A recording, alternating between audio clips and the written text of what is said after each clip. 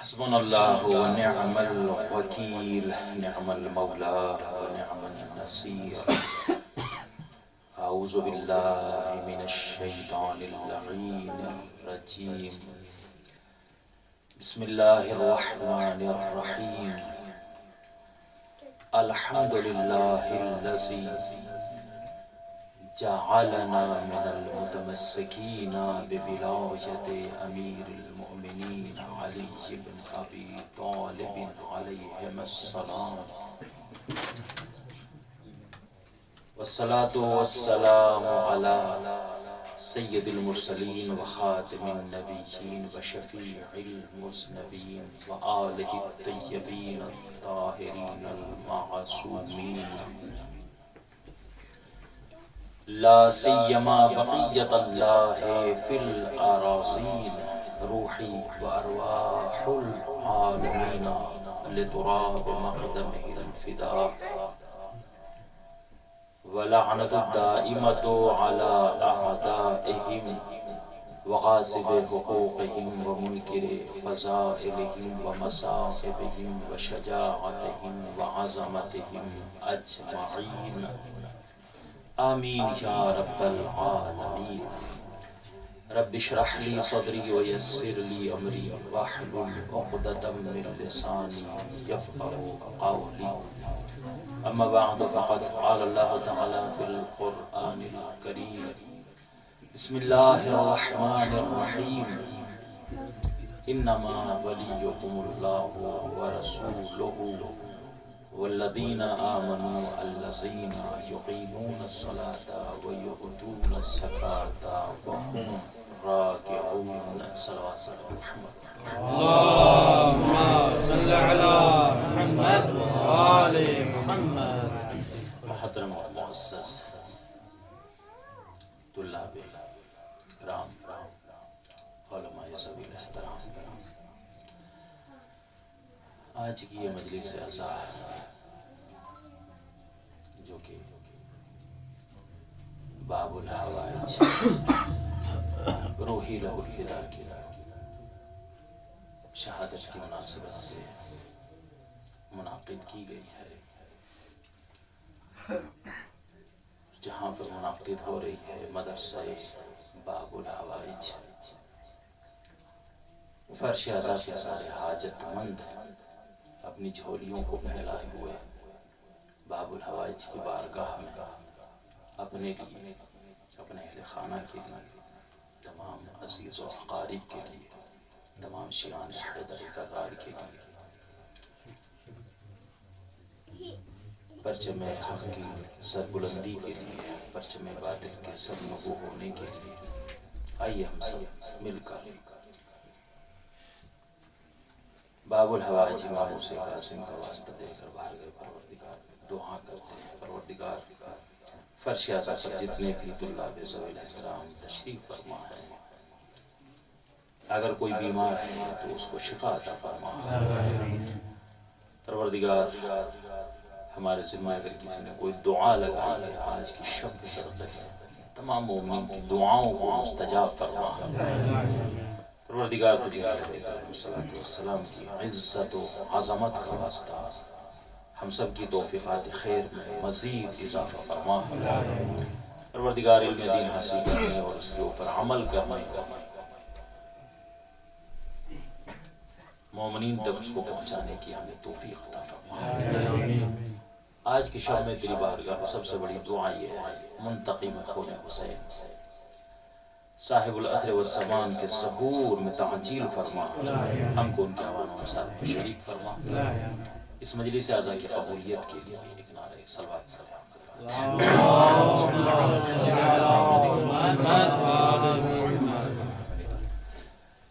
جس آیت کو عنوان کلام قرار دیا ہے، کچھ معروضات اس کے ذیل میں کی پاکیزہ سماعتوں کے حوالے کرنا ہے۔ ماشاءاللہ۔ امام موسیٰ کاظم علیہ السلام نام ہے اس عظیم المرتبت شخصیت کا کہ جن کو یہ لقب معصومین علیہ السلام کی زبان اطہر سے ملا ہے. ایسے تو خانوادہ اہل بیت علیہ السلام اگر ذرا سا ایکو کم ہو جائے تو زیادہ بہتر آواز آ سکتی ہے. آپ حضرات صلوات پڑھنے والے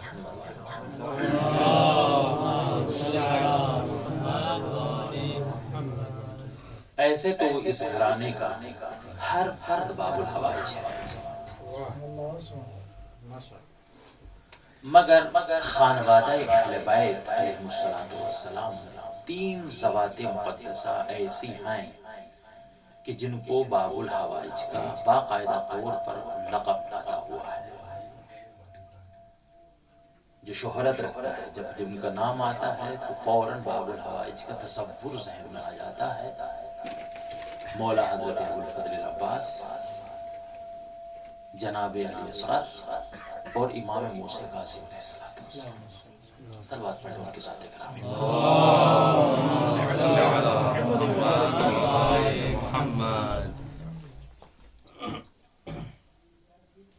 لہٰذا اسی سلسلے سے کچھ باتیں آپ حضرات کی بارگاہ میں پیش کرنا ہے.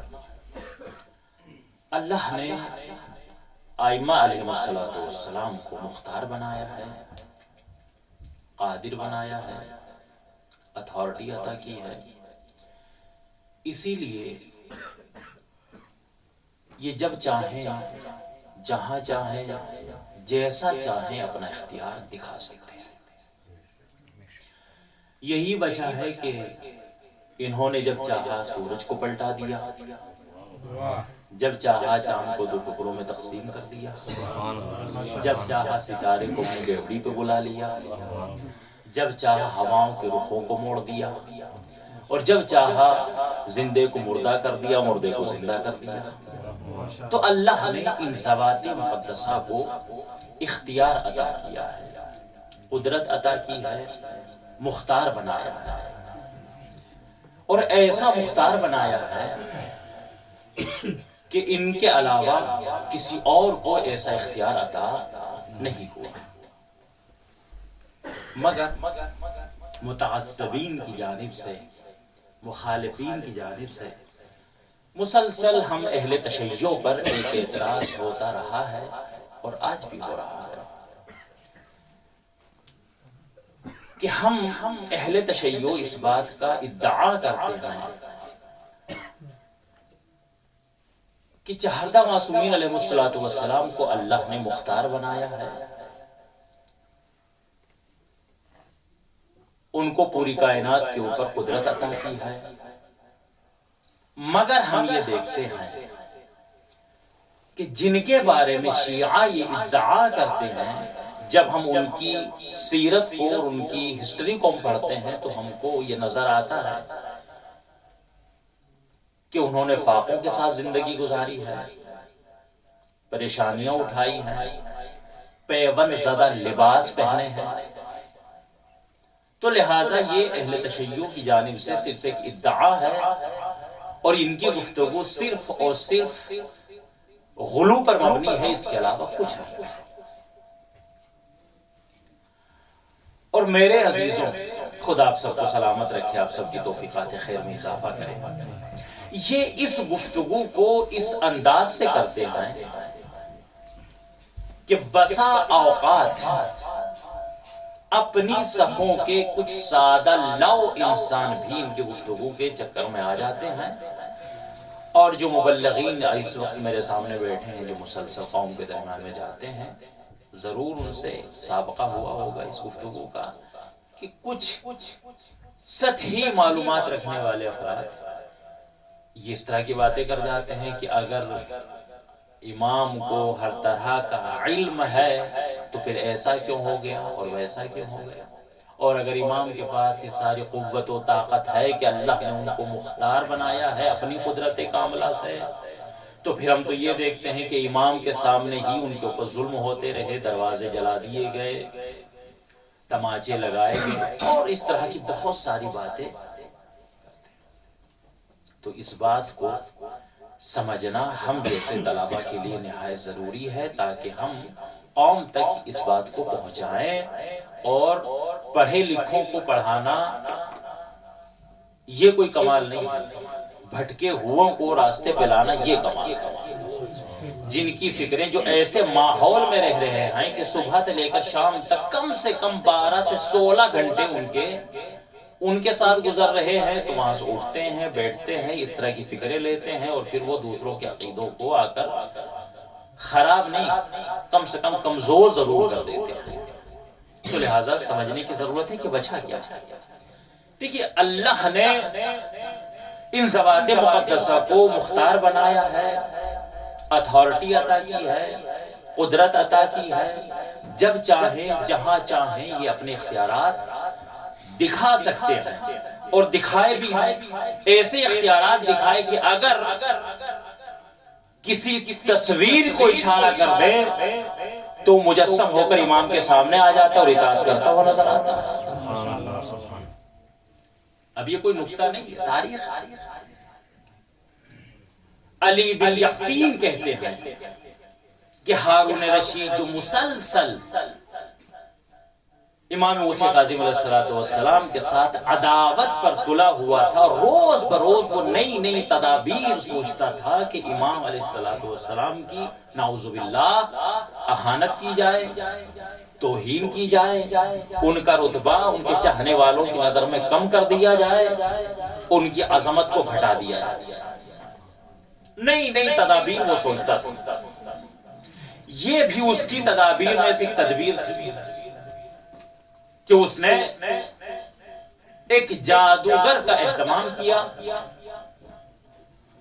اور اس کو بلانے کے بعد کہا کہ میرا یہ ارادہ ہے کہ میں موسیٰ بن جعفر کی توہین کروں، اعوذ باللہ اہانت کروں، تاکہ ان کی عظمت، ان کی رفعت، ان کا شرف، ان کی منزلت، ان کا مقام و مرتبہ ان کے چاہنے والوں کی نظر میں کم ہو جائے، اور لوگ ان سے متنفر ہو جائیں اور ان سے دوری اختیار کر لیں۔ جادوگر نے کہا کہ کوئی مسئلہ نہیں، یہ تو بہت آسان ہے، کچھ آپ کو کرنا ہوگا، کچھ مجھے کرنا ہوگا۔ کہ مجھے کیا کرنا ہوگا؟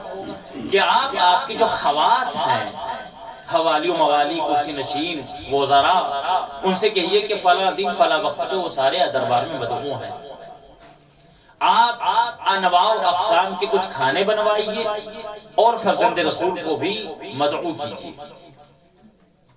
اہتمام ہو گیا، وقت آ گیا، تاریخ جو مقرر تھی اس میں سارے وزراء، حوالی و موالی، کرسی نشین سارے آ کر دربار میں جمع۔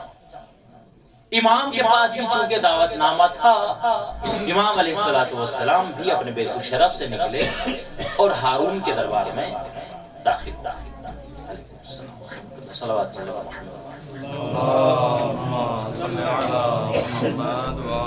امام کے دربار میں۔ اب ممکن ہے کہ یہاں پر کوئی یہ کہے کہ امام کو کیا ضرورت تھی ہارون کے دربار میں جانے کی، جبکہ عالم الغیب ہے، معلوم ہے کہ آج میرے ساتھ کیا ہونا ہے، دشمن کیا ارادہ رکھتا ہے، تو امام کو نہیں آنا چاہیے تھا۔ میں ہاتھوں کو جوڑ کر عرض کروں گا، فرزند رسول آپ عالم الغیب ہیں، ہمیں آپ کو علم ہے کہ آج آپ کے ساتھ میں ایسا ایسا ہو رہا ہے، ہونے جا رہا ہے، تو آپ کو نہیں آنے چاہیے تھا۔ تو عجب نہیں کہ امام موسیٰ کاظم کی آواز آئے، نادان تو نہیں جانتا امام کا، معصوم کا کوئی پیر بھی حکمت سے خالی نہیں ہوتا۔ مولا یہ آپ کا دشمن ہے، آپ دشمن کے دروازے پر کیوں آ رہے ہیں؟ تو امام یہی کہیں گے کہ یاد رکھنا، کبھی کبھی دشمن کو اس کی اوقات دکھانے کے لیے اس کے دروازے تک آنا پڑتا ہے۔ امام آئے، ہارون نے آتے ہوئے دیکھا، استقبال کے لیے آگے بڑھا، چونکہ ظاہراً تو محبت کا اظہار کرتا تھا، اظہار کیا محبت کا، آئیے فرزند رسول، آپ ہی کا انتظار تھا، سب آپ کا انتظار کر رہے ہیں۔ انواع و اقسام کے کھانے دسترخوان پر چنے ہوئے ہیں، امام علیہ السلام دسترخوان پر جلوہ افروز ہوئے۔ ایک مرتبہ ہارون کہتا ہے فرزند رسول بسم اللہ کھانا تناول کیجئے۔ امام علیہ السلام نے ایک مرتبہ اپنے دستے مبارک کو روٹی کی طرف بڑھایا۔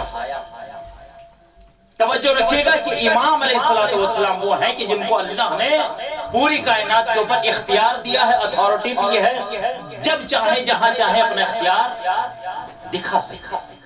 امام نے ہاتھ بڑھایا، جادوگر نے شرارت کرتے ہوئے اپنا کام کیا اور روٹی ہوا میں بلند ہو گئی۔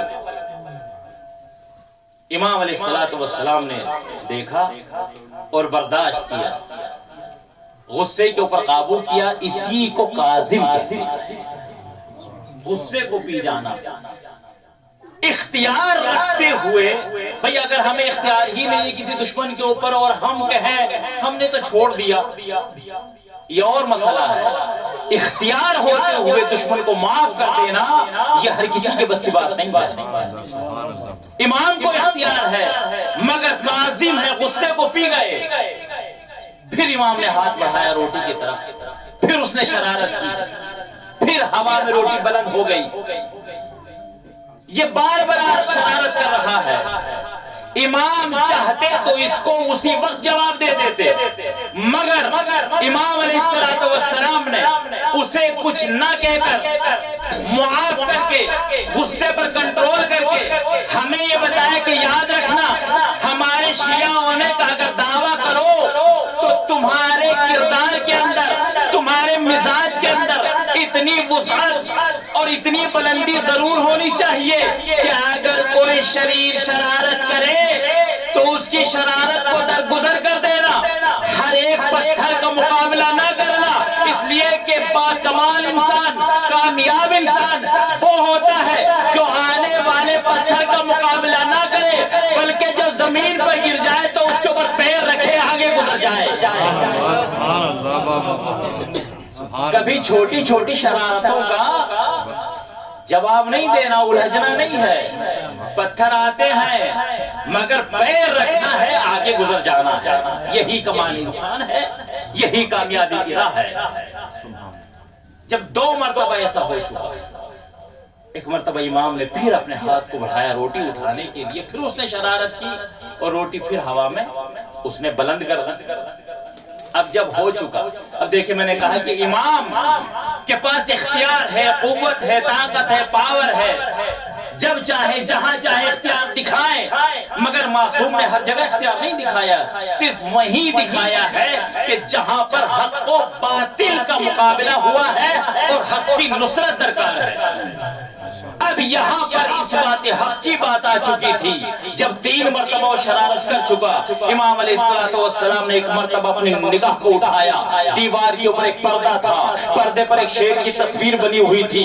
امام نے حکم دیا، اے شیر تجھے حجت خدا حکم دے رہا ہے، ابھی مجسم ہو اور اس کافر کو نگل جا، بس اتنا کہنا تھا۔ شیر مجسم ہوا، کافر کو نگل گیا، ادھر شیر کافر کو نگل گیا، ادھر دربار میں بھگدڑ مچی، جو بھاگ سکے وہ بھاگ گئے، باقی بے ہوش ہو گئے۔ صلوات پڑھنے پر محمد والے محمد، اللہم صلی علی محمد والے محمد۔ اور انہی بے ہوش ہونے والوں میں ایک ہارون، جب غش سے افاقہ ہوا، ہوش میں آیا، ہاتھوں کو جوڑ کر کہتا ہے فرزند رسول آپ کو میرے حق کی قسم ہے، آپ اس شیر کو حکم دیجئے کہ یہ اس جادوگر کو اگل دے۔ جیسے اس کا مطالبہ ہوا، فرزند رسول نے اس کی آنکھوں میں آنکھیں ڈال کر کہا یہ نہیں ہو سکتا۔ کہا فرزند رسول کیوں نہیں ہو سکتا؟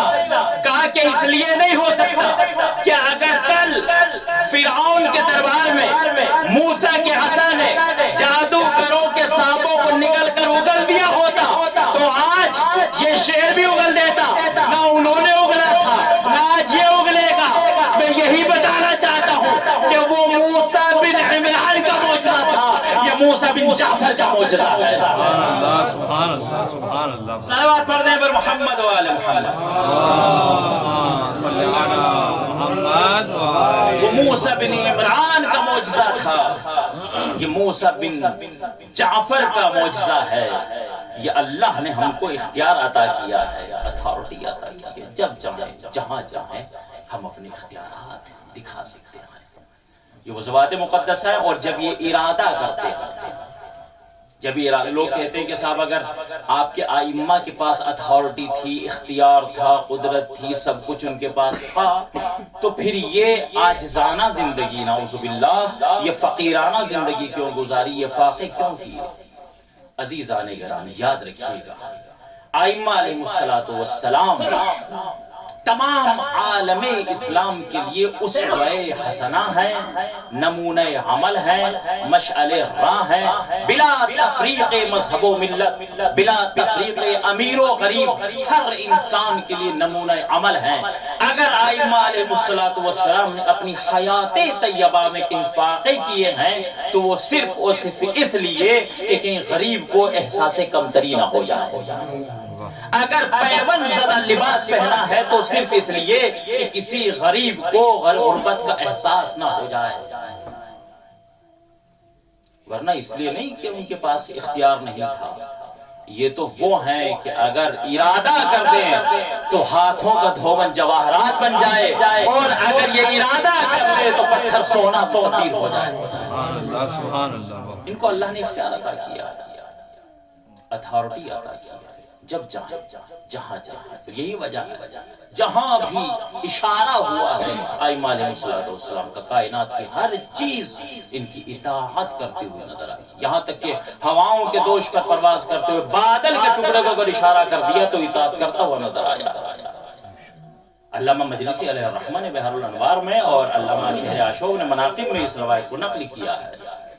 شہر طالقان کا رہنے والا وہ شخص جو ہر جگہ یہ کہتا پھرتا تھا کہ میں ہواؤں میں پرواز کرتا ہوا، بادل کے اوپر سیر کرتا ہوا اپنے گھر تک پہنچا ہوں، جب یہ خبر ہارون رشید تک پہنچی ہے، بلایا، چونکہ دشمن تھا وہ تو نئی نئی تدابیر سوچتا تھا روزانہ امام علیہ السلام کے خلاف۔ بلاؤ اس شخص کو، دربار میں آ گیا، کہا کہ کیا نام ہے تمہارا؟ کہا علی بن صالح۔ کہاں کے رہنے والے؟ طالقان کے رہنے والے۔ کہا ہم نے تمہارے بارے میں ایک بڑی عجیب بات سنی ہے۔ کہا کون سی بات؟ کہا کہ تم یہ ادعا کرتے ہو کہ تم ملک چین سے بادل کے اوپر پرواز کرتے ہوئے طالقان تک پہنچے ہو۔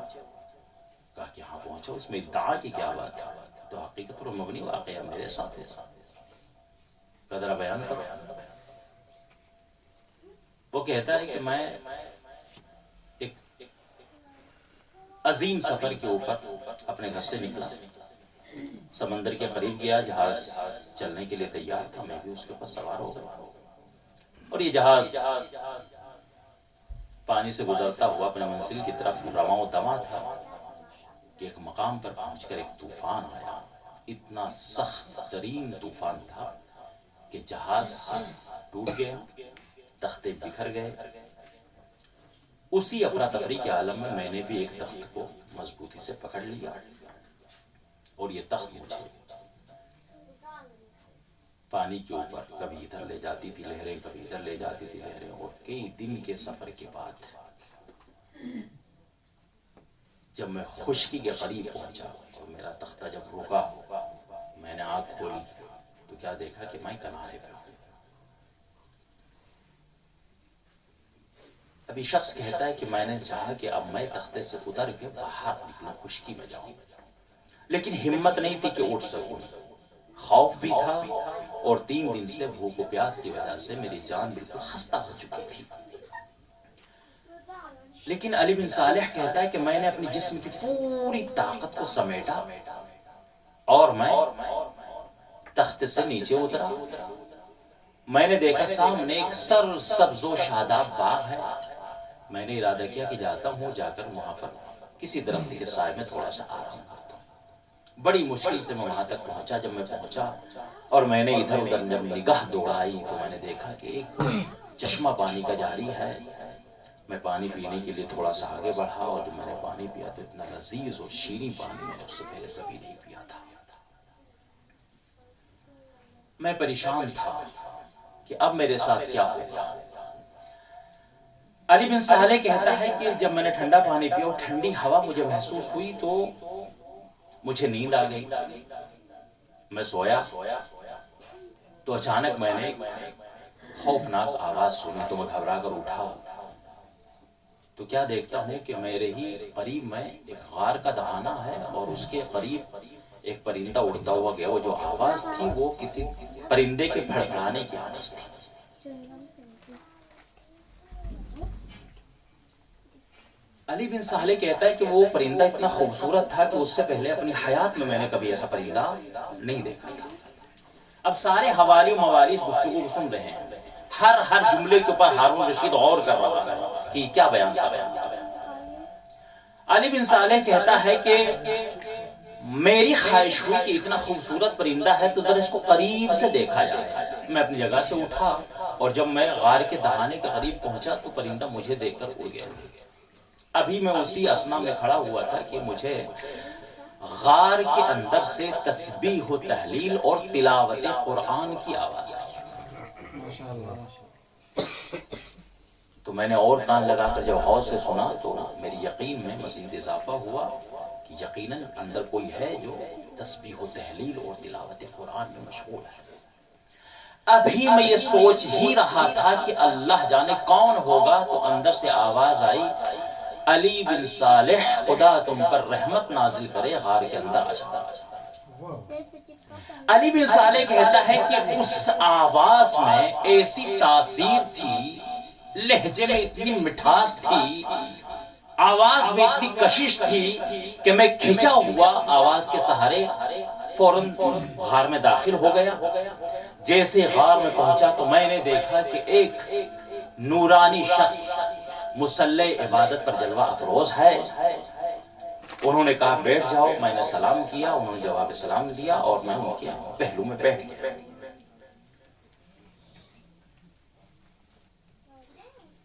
جب میں بیٹھا تو میں نے ہاتھوں کو جوڑ کر عرض کیا، اے نورانی شخص آپ کون ہیں جو میرا بھی نام جانتے ہیں، میرے والد کا نام بھی جانتے ہیں اور میرے خاندان سے بھی واقف ہیں؟ آپ کو کس نے بتایا؟ تو ایک مرتبہ وہ نورانی شخص گویا ہوا اور کہتا ہے کہ میں صرف یہی نہیں بلکہ میں تو یہ بھی جانتا ہوں کہ تو کس دن گھر سے نکلا تھا، کب کشتی پر سوار ہوا تھا، کب کشتی ٹوٹی تھی، کب تو تخت کا سہارا لیتے ہوئے کتنے دنوں میں تو سمندر کے کنارے پر پہنچا۔ ایک مرتبہ گھبرا کر کہتا ہے کہ آپ کو خدا کا واسطہ آپ مجھے بتائیں کہ ان تمام باتوں کے بارے میں آپ کو کس نے بتایا ہے، اس لیے کہ یہ باتیں صرف میں جانتا ہوں، میرے سارے ساتھی تو ڈوب گئے، ختم ہو چکے، میں ہی بچا ہوں۔ تو امام علیہ السلام نے مسکرا کر کہا کہ اسی عالم الغیب نے بتایا ہے جو پوری کائنات کا جاننے والا ہے۔ سبحان اللہ، سبحان اللہ۔ اور ایک مرتبہ اس نورانی شخص نے مسکرا کر کہا کہ علی بن صالح تم بہت بھوکے ہو، ہم تمہارے لکھانے کا اہتمام کرتے ہیں۔ اسے کہتے ہیں امام، اسے ہر چاہنے والے کی خبر ہوتی ہے، ہر چاہنے والے کا احساس ہوتا ہے۔ علی بن صالح کہتا ہے کہ اتنا کہنا تھا، میں نے کہا کہ مولا آپ جیسا بہتر سمجھیں ایسا کر لیجئے۔ امام نے اپنے لبوں کو جنبش دی، ادھر لبوں کو جنبش دی تو میں نے دیکھا کہ طبق کپڑے سے ڈھکا ہوا کھانے سے بھرا ہوا امام کے سامنے آ گیا۔ اس نورانی شخص نے مجھ سے کہا کہ علی بن صالح بسم اللہ تناول کیجئے۔ علی بن صالح کہتا ہے کہ میں نے کھانا کھانا شروع کیا، قسم خدا کی اپنی پوری زندگی میں اتنا لذیذ کھانا میں اس سے پہلے کبھی نہیں کھایا تھا۔ میں نے کھانا کھایا، ٹھنڈا پانی پیا، جب میں کھانا کھا چکا تو ایک مرتبہ وہ نورانی شخص کہتا ہے، اے علی بن صالح ہم تمہارے چہرے کے اوپر افسردگی کے آثار دیکھ رہے ہیں، تم پریشان لگ رہے ہو۔ کیوں پریشان ہو؟ کہا پریشان اس لیے ہوں مجھے یہ بھی خبر نہیں ہے کہ میں دنیا کے کس حصے میں ہوں، میرا گھر کہاں ہے، میں اپنے بچوں کے لیے، بیوی کے لیے، گھر والوں کے لیے پریشان ہوں۔ ملنا چاہتے ہو، جانا چاہتے ہو؟ کہ ہاں جانا چاہتا ہوں۔ بس میں نے خواہش کی۔ ایک مرتبہ اس نورانی شخص نے اپنے لبوں کو جنبش دی، میں نے دیکھا کہ ہواؤں کے دوش پر پرواز کرتا ہوا ایک بادل کا ٹکڑا آیا، امام کے سامنے آ کر ایسے ہوا میں معلق ہو گیا۔ اور ایک مرتبہ اس بادل کے ٹکڑے سے آواز آئی السلام علیکہ یا حجت اللہ، اے اللہ کی حجت آپ پر میرا سلام ہو، السلام علیکہ یا ولی اللہ، اے اللہ کے ولی آپ پر میرا سلام ہو۔ علی بن صالح کہتا ہے کہ میں تعجب سے کبھی اس نورانی شخص کو دیکھتا تھا، کبھی بادل کے ٹکڑے کی طرف دیکھتا تھا۔ ایک مرتبہ اس نورانی شخص نے کہا بادل کے ٹکڑے یہ بتا کہاں کا ارادہ رکھتا ہے؟ کہا فلاں شہر کا۔ اچھا یہ بتا عذاب بن کر جا رہا ہے یا رحمت بن کر جا رہا ہے؟ اس نے جواب دیا، امام نے اجازت دی، بادل کا ٹکڑا چلا گیا، دوسرا ٹکڑا آیا، اس نے بھی آ کر انہی الفاظ کے ساتھ اس نورانی شخص پر سلام کیا، انہوں نے جواب سلام دیا، پھر وہی سوال ہوا، وہی جواب ملا، امام نے اجازت دی، بادل کا ٹکڑا چلا گیا۔ علی بن صالح کہتا ہے 3 مسلسل ایسے بادلوں کے ٹکڑے آئے، اجازت دی، چلے گئے، چوتھے نمبر پر بادل کا ایک سفید ٹکڑا آیا، آنے کے بعد اس نے سلام کیا، اس نورانی شخص نے جواب سلام دیا اور ایک مرتبہ سوال کیا کہاں کا ارادہ ہے؟ بادل سے آواز آئی کہ مجھے شہر طالقان کا حکم ملا ہے۔ اچھا یہ بتا عذاب بن کر جا رہا ہے یا رحمت بن کر جا رہا ہے؟ بادل کہتا ہے رحمت بن کر جا رہا ہوں، اگر رحمت بن کر جا رہا ہے تو پھر میں تیرے سپرد ایک امانت کر رہا ہوں، اسے خیریت سے اس کے گھر تک پہنچا دینا۔ اس نے کہا مولا آپ کی اطاعت اللہ نے ہمارے اوپر واجب کی ہے، آپ کا ہر حکم ماننا ہمارے اوپر واجب ہے، لازم ہے۔ یہ کہتے کہتے وہ بادل کا ٹکڑا ایک چٹائی کی طرح زمین کے اوپر بچھا، امام نے اشارہ کیا علی بن صالح اس پر جا کر سوار ہو جاؤ۔ علی بن صالح اپنی جگہ سے اٹھا، اٹھنے کے بعد جا کر اس بادل کے اوپر سوار ہوا، ادھر بادل کے اوپر سوار ہوا، بادل نے اجازت لی، طالقان کی طرف چلا، لانے کے بعد مجھے میرے دروازے پر اتار دیا۔ پوری توجہ، جیسے ہی اس نے یہ واقعہ بیان کیا ہر جملے کے اوپر جہاں پر ہارون رشید پریشان ہو رہا تھا، کروٹیں بدل رہا تھا، پہلو بدل رہا تھا، چہرے پر رنگ برنگ آ رہے تھے، ایک مرتبہ گھبرا کر آگ بگولا ہو کر تمام لوگوں کی طرف دیکھ کر کہتا خبردار، جس نے یہ واقعہ دربار میں سنا ہے اس کو یہیں تک رہنے دینا، اگر یہ واقعہ دربار سے باہر گیا تو میں اس کی گردن اڑا دوں گا۔ فوراً جلاد کو بلایا، بلانے کے بعد کہا کہ علی بن صالح کی سر و تن میں ابھی جدائی کر دو۔ کسی نے کہا کیوں؟ کہا اس لیے کہ میں نہیں چاہتا کہ امام کی یہ فضیلت ان کے چاہنے والوں تک پہنچے، مگر اللہ رے کمال فضائل اہل بیت کہ دنیا نے لاکھ کوشش کی، 1400 سال سے لے کر اب تک فضائل اہل بیت کو چھپانے کی کوششیں کی جا رہی ہیں، مگر نہ کل کوئی چھپا سکا ہے نہ آج کوئی چھپا سکا۔ کیوں؟ اس لیے کہ جن کے فضائل کا ذمہ دار، جن کے فضائل کا ضامن خود خدا ہو، اسے کوئی نہ مٹا سکتا ہے نہ کوئی چھپا سکتا ہے۔ سبحان اللہ، سبحان اللہ، صلوات پڑھ دیں پر محمد صلی علی محمد، جن کا ضامن خود خدا ہو، سبحان اللہ، ان کا کوئی کچھ بگاڑ نہیں سکتا ہے۔ مسلسل کوششیں جاری رہی، شرارتیں ہوتی رہی، مگر دشمن جب کامیاب نہ ہو سکا پھر آخر میں وہی ایک راستہ بچتا ہے کہ جس راستے کا راہی سیدھا جہنم کی طرف چلا جاتا ہے، اور وہ ہے معصوم کے ساتھ عداوت، امام کے قتل کا ارادہ۔ جب یہ ساری تدبیریں سوچ چکا، اس کی ساری تدبیریں الٹی ہو گئیں، آخر میں اس نے بھی وہی راستہ اختیار کیا، امام کو قتل کر دیا۔ اگر حکومت بچانی ہے، دنیا دار انسان یہی کرتے ہیں، جن سے انہیں کوئی خطرہ ہوتا ہے وہ کسی نہ کسی طریقے سے، کبھی کردار کشی کے ذریعے سے، کبھی ان کے خلاف باتیں کرنے کے بعد، کبھی ان کی غیبتیں کرنے کے بعد، کبھی ایک گروپ تشکیل دینے کے بعد کہ تم بھی ہمارے ساتھ ملو، آؤ فلاں کے بارے میں فلاں بات مشہور کر دیتے ہیں۔ سامعین یہی کہیں گے کہ اتنے سارے لوگ جب یہ بات کہہ رہے ہیں تو ایسا ہی ہوگا۔ وہی یہ ان کا پورا ایک شیوا ہے، ان کا طریقہ کار ہے جو سلسلہ چلا رہا تھا، ان کی پوری میڈیا تھی۔ آج ہماری میڈیا تو کچھ بھی نہیں اس زمانے کی میڈیا کے بارے میں۔ آج تو 4 لوگ بیٹھتے ہیں، اس وقت 400 4000 لوگ ہر شہر ہر محلے کے اندر انسان ہوا کرتا تھا جو اس کی تعریف کیا کرتا تھا، ایسا ویسا، چاہے اس کے اندر کوئی صفت ہو یا نہ ہو۔ تو جب ساری تدبیریں الٹی ہو گئیں تو دشمن امام، چونکہ اس کی نظر میں تو اس کے دشمن تھے، خدا اس پر لعنت کرے، اس نے وہی انداز اختیار کیا کہ امام کے قتل کا ارادہ کیا، اور قتل کے ارادے سے امام علیہ السلام زہر کیا۔ اس سے پہلے کتنی مصیبتیں ہیں جو امام علیہ السلام کے اوپر ڈھائی گئی۔ ایک واحد امام، سارے علماء تشریف فرما ہے، ایک واحد امام ہے جن کے بارے میں ہمارے علماء نے لکھا ہے کہ آدھی زندگی امام کی صرف قید خانے میں گزری ہے۔ اور شاعر کا شعر بھی ہے اسی سلسلے میں کہ مولا پہ انتہائے اسیری گزر گئی، زندان میں جوانی و پیری گزر گئی۔ باختلاف روایت 15 سال 16 سال، اور بے اعتبار روایت مشہورہ 14 سال امام علیہ السلام نے قید میں گزارے۔ اچھا، قید کے حالات بھی مختلف ہوتے تھے، کوئی بہت بڑی ہوتی تھی۔ امام کو جو قید خانہ ملا تھا وہ اتنا تنگ تھا کہ اگر کھڑا ہونا چاہتے تھے تو امام صحیح سے کھڑے نہیں ہو پاتے، لیٹنا چاہتے تھے تو امام پوری طریقے سے اپنے پیروں کو دراز نہیں کر سکتے تھے۔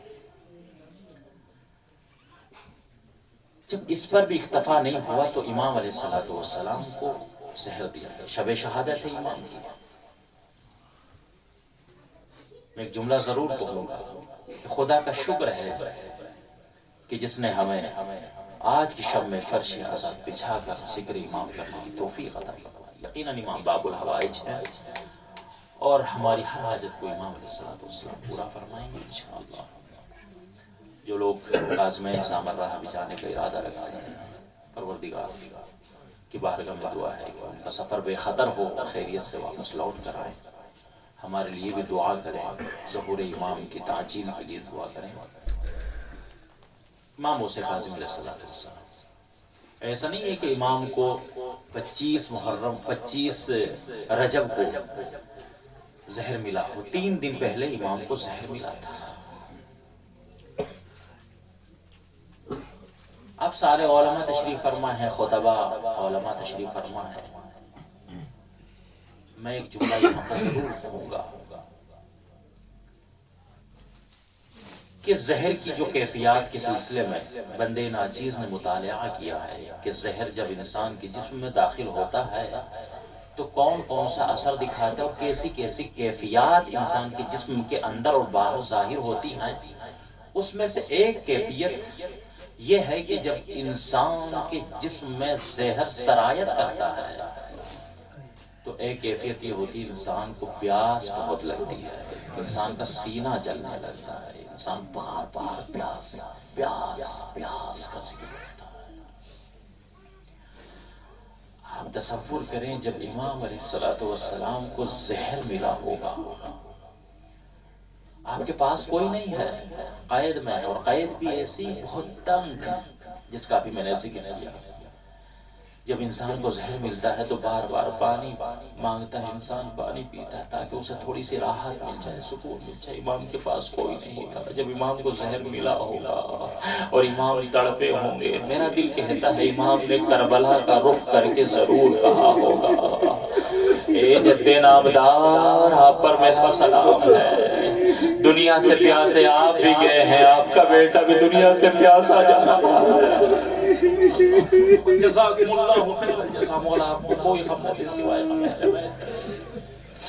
عزیزانو، زہر مل گیا، زہر نے اپنا کام کرنا شروع کیا۔ یہ خبر جب عام ہوئی کہ امام کو زہر مل گیا، امام کے چاہنے والے بھی تھے، انہوں نے آ کر فوراً ہارون پر اعتراض کیا کہ ہم نے سنا ہے کہ تو نے امام کو زہر دے دیا۔ اس نے کہا کہ نہیں، خبر جھوٹی ہے، اگر تم چاہو تو جا کر تصدیق کر لو۔ اس نے کہا کہ ہم کیسے کریں؟ کہا کہ راستہ ہم بتاتے ہیں، اگر تمہارے امام خود یہ لکھ کر دے دیں کہ انہیں زہر نہیں ملا تو پھر تو مان لو گے نا؟ کہا کہ ہاں، اگر ہمارے امام یہ لکھ کر دے دیں کہ ان کو زہر نہیں ملا ہے تو ہم یہ بات تسلیم کر لیں گے۔ عزیزانو سنیے گا، یہ پلان تیار ہوا۔ سندی بن شاہق کو، جو کہ امام کے قید خانے کے اوپر معین تھا، ظالم ترین جابر ترین شخص گزرا ہے، تاریخ ائمہ علیہ السلام اس جابر ترین اور ظالم ترین انسان کو ایک مرتبہ ہارون رشید نے ایک پیغام بھجوایا کہ جس طریقے سے بھی ممکن ہو موسیٰ بن جعفر سے یہ لکھوانے میں کامیاب ہو جاؤ کہ ان کو زہر نہیں دیا گیا ہے بلکہ طبعی طور پر وہ دنیا سے جا رہے ہیں۔ سند بن شاہق امام کے قریب گیا، جانے کے بعد قید خانے میں قلم اور کاغذ کو پھینکا اور پھینکنے کے بعد کہتا ہے فرزند رسول جیسا میں کہہ رہا ہوں ویسا اس کاغذ کے اوپر لکھ دیجیے۔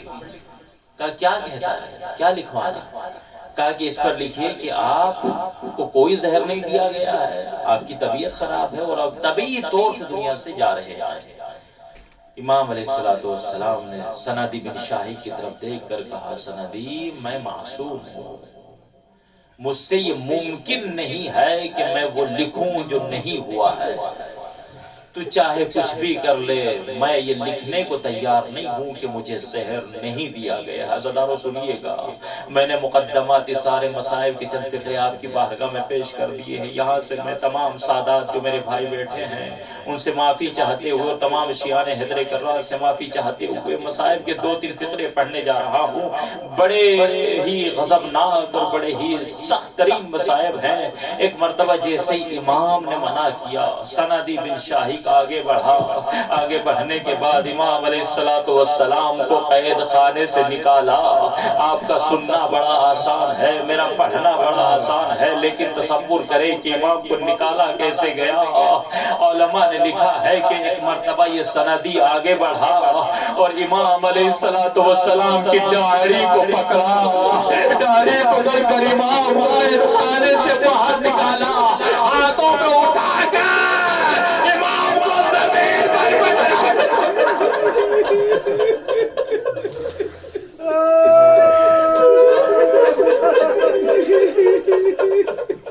امام علیہ السلام زمین پر گر کر تڑپنے لگے۔ عزادار اور اس نے یہی بس نہیں کی، ایک مرتبہ تازیانہ اٹھایا، خدا کرے اس کا ہاتھ شل ہو جاتا اور یہ ظلم نہ کرتا۔ امام کا ضعیف چیز جن کے جسم پر صرف ہڈیوں کا ڈھانچہ، ایک مرتبہ اس نے تازیانہ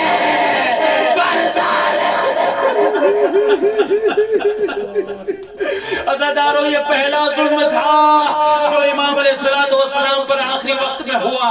2 ظلم کا اور ذکر کروں گا، اس کے بعد یہ قسط تمام ہو رہی ہے۔ ایک مرتبہ جب یہ تازیان برسا کے تھک چکا تو اس کے بعد جتنے سپاہی کھڑے تھے سب کو حکم دیا آگے بڑھو۔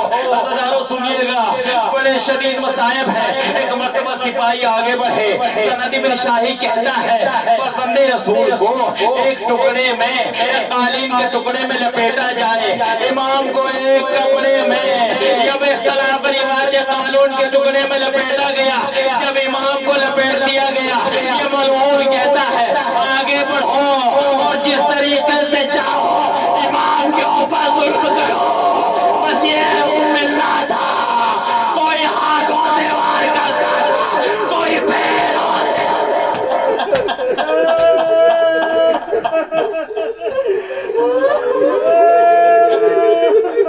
کوئی ہاتھوں سے وار کرتا تھا، کوئی پیروں سے وار کرتا تھا۔ جب یہ امام علیہ السلام کو مار کے تھک چکے، ایک مرتبہ چہرے سے کپڑا ہٹایا گیا، کوئی رمق جان باقی ہے یا نہیں ہے۔ ایک مرتبہ دیکھا بھی امام زندہ ہے، یہ ملعون کہتا ہے فرزند رسول آپ نے دیکھ لیا ہے میں کیسا ظلم کر سکتا ہوں۔ آخری ظلم عزادارو مجلس تمام ہو رہی ہے، آپ دیکھ رہے ہیں میں کیسا ظالم ہوں، میں کیسا ظلم کر سکتا ہوں۔ اب جو ظلم کرنے جا رہا ہوں وہ اتنا بڑا ظلم ہے کہ 14 سال میں جتنے مظالم آپ پر ہوئے ہیں وہ سارے مظالم آپ بھول جائیں گے۔ ابھی بھی وقت ہے، یہ لکھ کر دے دیجئے کہ مجھے زہر نہیں دیا گیا، بس امام نے منع کیا کہ میں یہ لکھ کر نہیں دے سکتا۔ عزادارو اس نے حکم دیا کچھ لوہے کے کیل لائے جائے، لوہے کے کیل لائے گئے، ہتھوڑی لائی گئی، امام کو بٹھایا